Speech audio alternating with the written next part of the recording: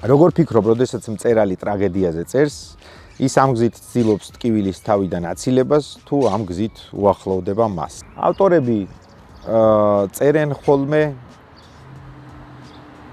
ხშირ შემთხვევაში ან იმ ტკივილის დროს, ან ამ ტკივილ გამოვლილები.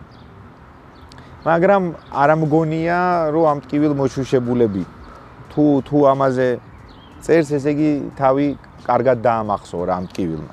მეორე მხრივ,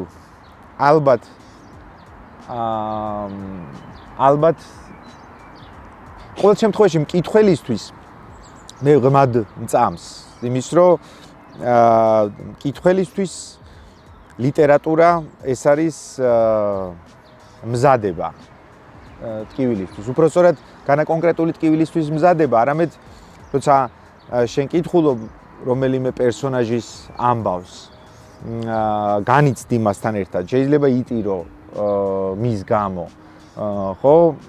და მე ეს ცოდნა სადღაც მიაძინო გონებაში.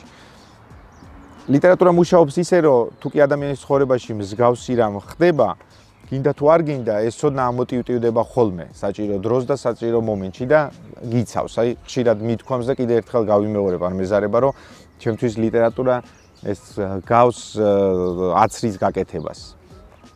როცა შენს ორგანიზმში შეყავთ ვირუსის დასუსტებული ვერსია, რათა იმ შემთხვევაში თუ ამ ვირუსმა მართლა შემოაღწია ორგანიზმში, უკვე ჰქონდეს სხეულს ინფორმაცია ამის შესახებ. ლიტერატურა ეს არის გონების ვაქცინაცია, ასე ვთქვათ, როცა შენ რაღაცას კითხულობ და ემზადები მომდევნო დღისთვის.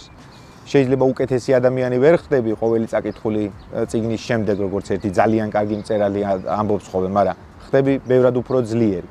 შეიძლება მწერლის შემთხვევაშიც ასეთი არის.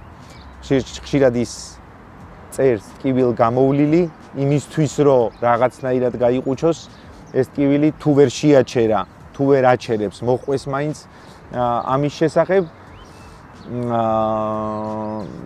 ხო, ეგ არის, ალბათ ეგ არის.